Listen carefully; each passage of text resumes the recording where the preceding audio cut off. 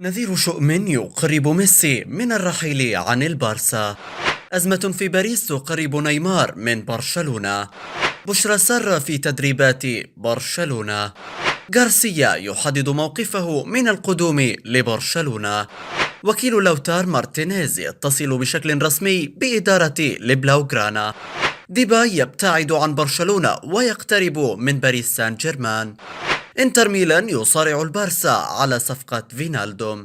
أنسو فاتي يعد بتحقيق البطولات مع برشلونة.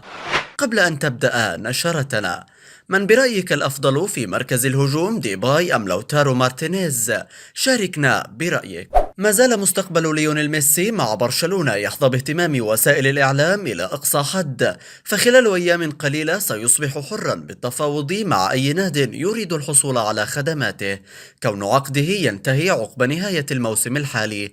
ليونيل ميسي كما يعلم الجميع حاول جاهدا الرحيل عن برشلونة في الصيف الماضي، حيث طلب من الإدارة تفعيل بند الرحيل المجاني في عقده، لكن طلبه قوبل بالرفض القاطع بحجة أن هذا البند انتهت فعاليته منذ شهر يونيو، وبما أن قيمة الشرط الجزائي في عقد ليونيل ميسي تبلغ 750 مليون يورو، وإدارة برشلونة ترفض بيعه بالتفاوض، فلم يكن هناك خيار آخر أمام البرغوث سوى البقاء مجبرا، وكان واضحا عليه شعوره بالإحباط الشديد في الأسابيع الأولى من الموسم، وقد أفصح عن ذلك بنفسه في آخر مقابلة أجراها والتي انتشر مقتطفات منها فقط لغاية الآن.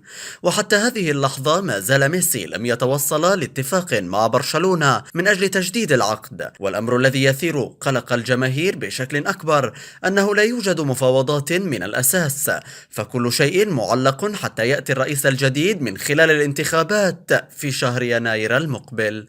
يرى ساندرو روسيل رئيس برشلونة الأسبق أن نيمار دا سيلفا نجم باريس سان جيرمان الفرنسي يرغب في العودة إلى كامب نو معقل النادي الكتالوني.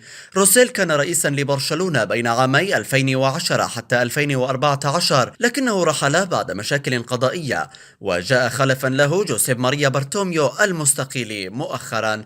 وقال روسيل في تصريحات لصحيفة لاغويرو الإسبانية: يجب أن يكون هناك عرض آخر لنيمار، أنا متأكد من أنه يريد العودة إلى برشلونة. وأضاف: العقد الآخر يجب أن يكون بعيدا عن كرة القدم. عند المفاوضات يتم تقديم عقدين، الأول بشأن الرياضة والأمور المالية، والآخر بشأن السلوك. واختتم: سلوك نيمار يبقى دائما مشكلة تواجهه، يجب تحسينه أولا، ولكنه لاعب رائع، ولدي قناعة تامة في أنه يرغب حتى الآن العودة إلى برشلونة. كشفت تقارير صحفية اليوم السبت عن أنباء سارة للهولندي رونالد كومان المدير الفني لبرشلونة بعودة الفرنسي عثمان ديمبلي نجم الفريق للمشاركة مع الفريق بعد التعافي من الإصابة. ومن المقرر أن يستضيف فريق برشلونة نظيره أيبار مساء الثلاثاء المقبل على ملعب الكامب نو ضمن منافسات الجولة السادسة عشر من بطولة الدوري الإسباني الممتاز الليغا.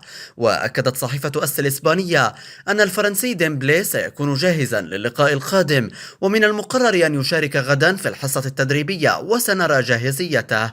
كان ديمبلي يعاني من إصابة في أوتار الركبة شعر بها أثناء مباراة قادش في الليغا، لكنه فيما يبدو أصبح في أتم جاهزيته البدنية.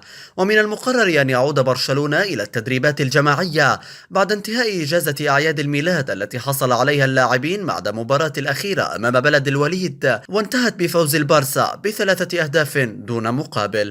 ويعيش نادي إقليم كاتالونيا أياما عصيبة تحت قيادة المدير الفني رونالد كومان، خاصة أنه بات بعد مباراة تلو الأخرى يفقد فرصته في المنافسة على لقب الليغا، لكن ربما تكون استفاقته أمام بلد الوليد فرصة من أجل استعادة الثقة والتوازن في وقت واحد. كشفت تقارير صحفية عالمية اليوم الجمعة تطورات مثيرة بشأن انتقال النجم الإسباني إيريك غارسيا مدافع مانشستر سيتي الإنجليزي لصفوف برشلونة الإسباني. وقالت شبكة سكاي سبورت العالمية أن إيريك غارسيا سوف ينضم للبارسا بنسبة 100% خلال فترة الانتقالات الصيفية القادمة، وأن الشائعات التي تربطه مع أرسنال غير صحيحة. وأضافت الشبكة إلى أن اللاعب الإسباني سوف يتفق مع النادي الإسباني خلال فترة الانتقالات الشتوية القادمة على جميع البنود في العقد وسوف ينضم إلى برشلونة مجانا الصيف المقبل.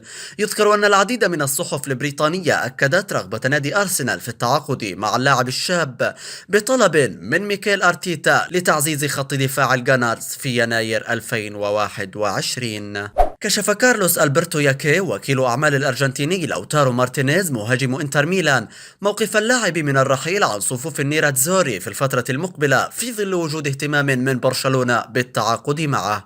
وقال ألبرتو في تصريحات لصحيفة أولي الأرجنتينية: لاعب لبرشلونة اليوم هو بخير في المكان المتواجد به، ينمو ويتحسن، إنه رجل يتمتع بإمكانات هائلة بلا حدود ويمكن أن يصبح بالقمة. وأضاف: الشيء المهم اليوم هو أن يعتاد على الكرة الأوروبية بأسرع وقت. لقد جاء إلى إيطاليا ولعب تلقائيا، إنه يركض ويسجل وقد أصبح الناس مغرمين به، وساعده ذلك على الاستمرار في إثبات جدارته. وحول بقائه في الإنتر من عدمه صرح: لديه 3 سنوات أخرى في عقده. من يريد التعاقد معه عليه أن يجد اتفاقا مع إنتر، لكنه هادئ وسعيد يلعب وينمو. لم يعد برشلونة قريبا من التعاقد مع الهولندي ممفيس ديباي مهاجم ليون الشهر المقبل خلال فترة الانتقالات الشتوية. كان ديباي هدفا بارزا لبرشلونة الصيف الماضي بناء على طلب مواطنه رونالد كومان المدير الفني للبارسا. ووفقا لصحيفة سبورت اليوم السبت، فإن صفقة ديباي تبتعد عن برشلونة أكثر من أي وقت مضى، لأن موقف النادي الكتالوني بات غير واضح من التحرك لضم اللاعب الهولندي. وأشارت إلى أن هناك تخوفات لدى برشلونة من استثمار أموال في مهاجم جديد عقب ظهور بدري مع الفريق الأول، بالإضافة إلى الأداء الجيد لمارتن برايثويت مع استعادة عثمان ديمبلي وأنسو فاتي. وأوضحت أن صفقة ديباي ليست مستبعدة في برشلونة بنسبة 100%، لكنها لم تعد أولوية، والأولوية هي ضم مدافع جديد في الشتاء. وذكرت أن الاحتمال الوحيد لتعاقد برشلونة مع ديباي سيكون برحيل أحد المهاجمين، وبرايثويت يعد الاسم الأقرب، لكنه يرفض مغادرة كامب نو. اقتحم نادي انتر ميلان سباق التعاقد مع متوسط ميدان ليفربول جورجينو فينالدوم في ظل اقتراب رحيل النجم الهولندي عن صفوف الفريق الإنجليزي. وارتبط فينالدوم بالرحيل إلى برشلونة خلال فترة الانتقالات الصيفية الماضية، ولكن الصفقة لم تتم، إذ لم يستطع البارسا دفع المبلغ المطلوب من ليفربول والذي يقدر بحوالي 30 مليون يورو. وبحسب صحيفة انتر نيوز الإيطالية، فإن انتر ميلان يعتقد بأن برشلونة لن يكون قادرا على تنفيذ عمليات كبيرة أو توقيع عقود كبيرة بسبب الأزمة المالية التي يمرون بها، لهذا دخلوا السباق واتصلوا بوكيل جورجينو فينالدوم. وأضافت الصحيفة المذكورة أن انتر ميلان يستطيع أن يدفع راتب فينالدوم، لكن إذا ما تمكن من بيع كريستيان إريكسن لفريق آخر، حيث سيؤدي رحيل النجم الدنماركي إلى تخفيض سلم الأجور، وبالتالي سيكون النادي قادرا على التوقيع مع لاعب جديد بدلا منه. وينتهي عقد فينالدوم مع ليفربول في الصيف القادم. ورغم محاولات النادي الإنجليزي لتمديد عقده، إلا أن النجم الهولندي يصر على خوض تجربة جديدة، وربما تكون وجهته مفتوحة على جميع الاحتمالات. يرغب ليدز يونايتد في استغلال الوضعية التي يعيشها أداما تراوري مع وولفرهامبتون، وذلك من خلال الانقضاض على خدماته في الانتقالات الشتوية القادمة. وأصيب تراوري بالإحباط بسبب قلة الدقائق التي يحصل عليها خلال الموسم الحالي، حيث بات يلعب دورا احتياطيا للثنائي البرتغالي بيدرو نيتو ودانيل بودينس. ويحرص تراوري على جذب انتباه لويس إنريكي مدرب المنتخب الإسباني قبل بطولة كأس أوروبا هذا الصيف، خاصة وأنه تلقى دعوة للانضمام للاروخا في 3 مناسبات سابقة. وبحسب صحيفة ذا صن البريطانية، فإن ليدز يونايتد يريد التوقيع مع الإسباني آداما تراوري في الميركاتو الشتوي بعد خروج اللاعب من حسابات المدرب البرتغالي نونو سانتو في عدة مباريات، وقد تتم الصفقة مقابل 45 مليون يورو. وينتهي عقد آداما تراوري مع وولفرهامبتون في 2024، ولكن اللاعب الإسباني يفكر جديا في تغيير الأجواء، خاصة وأن نونو سانتو لم يعتمد عليه سوى في 7 مباريات هذا الموسم في الدوري الإنجليزي الممتاز. بعدما كان أحد نجوم برشلونة في بداية الموسم بتسجيله للعديد من الأهداف الحاسمة، تعرض أنسو فاتي لإصابة قوية في شهر أكتوبر الماضي ضد ريال بيتيس، وسيغيب على إثرها حتى فبراير 2021. وقال النجم الشاب: أريد الفوز بجميع الألقاب الممكنة، وأن أكون قادرا على الاحتفال بها في كامب نو مع جماهيرنا التي عانت كثيرا هذا العام الذي سينتهي قريبا. وأضاف: أتمنى الصحة الجيدة للجميع بعد عام صعب بسبب جائحة فيروس كورونا.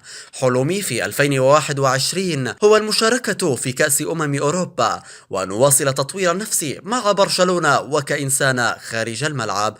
وخاض اللاعب الإسباني الشاب 43 مباراة منذ ظهوره الأول مع الفريق الأول للبارسا، وأحرز خلالها 13 هدفا، وهي إحصائيات مثيرة للإعجاب للاعب بالكاد يبلغ 18 عاما.